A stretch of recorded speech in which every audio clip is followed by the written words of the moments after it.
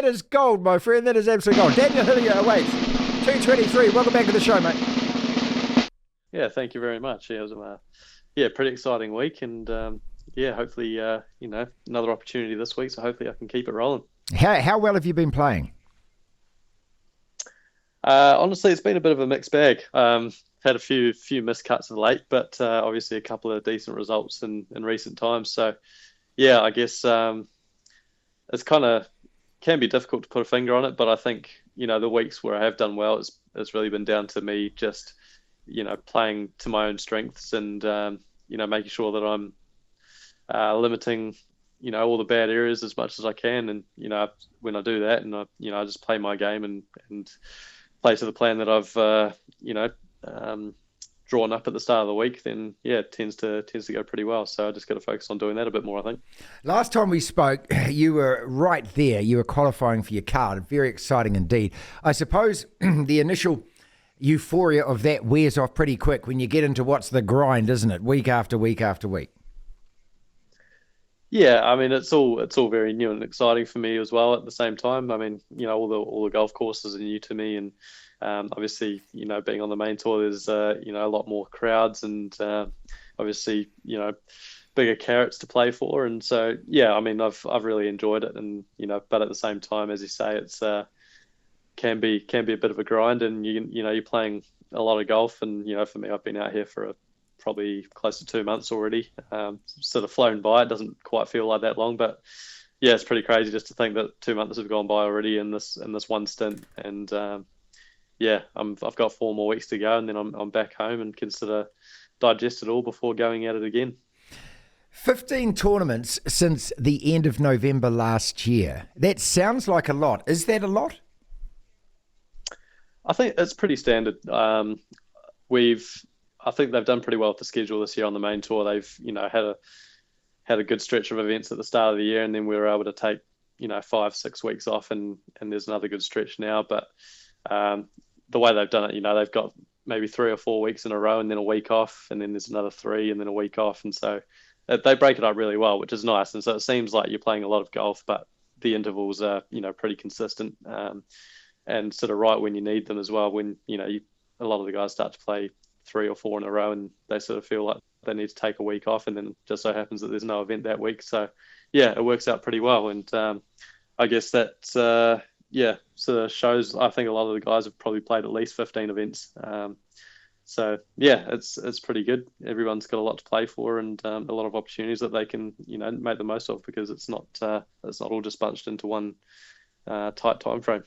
Daniel Hillier is with us again on the platform, and he's playing the DP Tour, the World Tour, which is the European Tour. I want to ask you all about the live golf thing and how this all fits in. But just looking at some of your scores, I mean, when you're hitting the ball well, I go back to the ISPS Honda Championship where you hit the first 3 rounds under 70.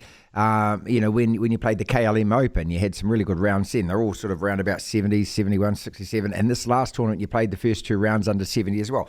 What are you doing on those days at that time that's different? I think I'm just holding a few more putts, to be honest. I mean, there wasn't a whole lot of difference between, particularly looking back at last week where it's still fresh in my mind, there wasn't a whole lot of difference in the way I hit the ball between rounds 1 and round 4. It was more, I just hold a few more putts in those first couple of rounds, and it can be situational. You get to the end of the tournament, and obviously you're in a more sort of competitive position, and it's very easy to just sort of get tentative with a few putts, and I think I may have done that a couple of times in those last couple of rounds. But I mean, it's just one of those things where putting is a mystery. You're not always going to putt well, and hopefully I can have a week where I putt well all 4 rounds, and that's hopefully when I end up on top of the leaderboard. What kind of putter are you using? Because I was fascinated when I was watching the US Open that these new ones like Fowler was using, and that the kind of a big fat foot with a hole in it and things, and the way that they're holding them, it's so different. So many guys have got so many different ways of approaching this now, haven't they? Yeah, absolutely. And putting is just one of those things. It's just you've got to figure out what works for you. And I've always been a very conventional putter. I've got just got a standard mallet putter and use a conventional grip, and that's what I've done since I was a little kid, maybe bar a month or so where I sort of tried chopping and changing when I wasn't putting that great a few years back. But yeah, I mean, I've always just, gone back to my roots and figured, well, if you can start the ball online and you can control your speed, then why tinker with it too much? And that's really my main focus. If I can do those two things and I can read a green, then that's most of the battle done, really. Let's talk about the two out of the three of the last three tournaments that you've played. The Porsche Open, as I said, didn't make the cut there, but the KLM and the BMW, you certainly got damn good paydays. I mean, those are your best paydays so far, and you're playing really consistent golf. So you'll be looking forward to playing again this weekend, I bet. Once you're on a roll, does it make you just kind of want to keep getting out there? Yeah, it certainly does. I mean, it's obviously a big confidence booster for me having a couple of good results lately. And I mean, I like playing in the UK. I've played well here in the past. And yes, that's going to be another exciting week. And having close calls like I did, I obviously had, those two weeks where I played well. And both weeks was, towards the end, I had a chance to win and didn't quite get over the line. And that's sort of, I guess makes me more hungry to try and get over the line next time I'm in that position. So, hopefully I get another chance to give it another crack in the near future. Do you fully believe that you can win one of these tournaments? Absolutely, yeah. I mean, I think I proved last week that, my game's definitely good enough to be there. It's just, a couple of shots here or there that can make all the difference. And, so I think... even though I haven't quite got over the line yet, I'm pretty certain that if I keep going the way I am, then hopefully it'll happen in the near future. Daniel Hillier is with us. Who's with you on tour? Who else have you got alongside you that you can rely on, that you can talk with, that you can nut things out with? Well, I mean, Foxy's obviously been a great man to sort of rub shoulders with the last couple of years, and now he's obviously over in the States for the most part at the moment, but.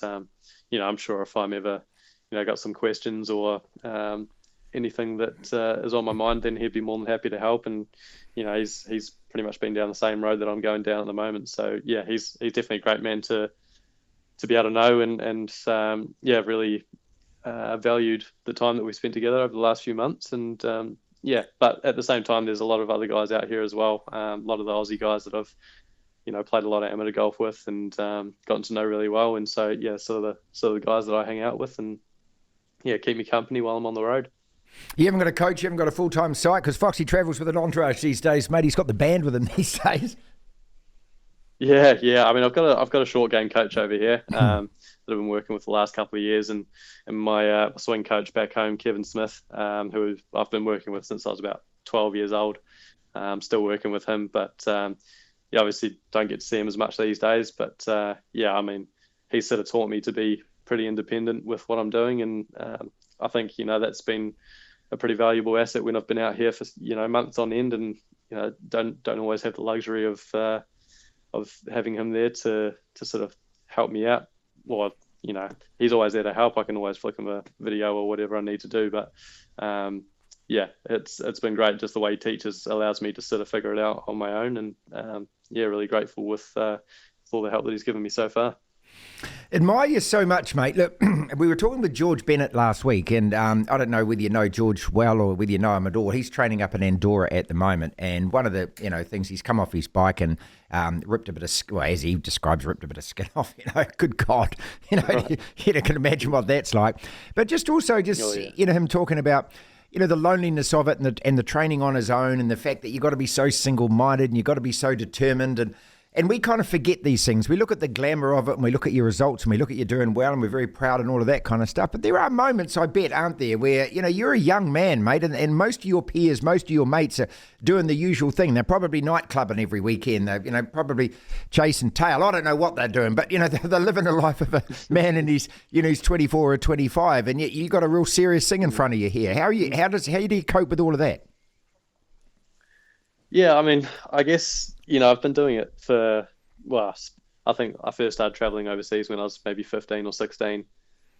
So I guess it's always just been a part of the way I've lived, and I've sort of adjusted to that lifestyle, I guess. But as you say, it can, when you're out for months on end, it can get pretty lonely. And obviously, I've got my girlfriend and my family back home that, I do miss a lot when I'm away for months on end, but they're as supportive, or more supportive than I could ever ask for, and it just makes being away from home a lot easier, just having their support and knowing that they're there for me whenever I need them. It's just having that support network. I think even though they're not there right next to you, it's good to know that they're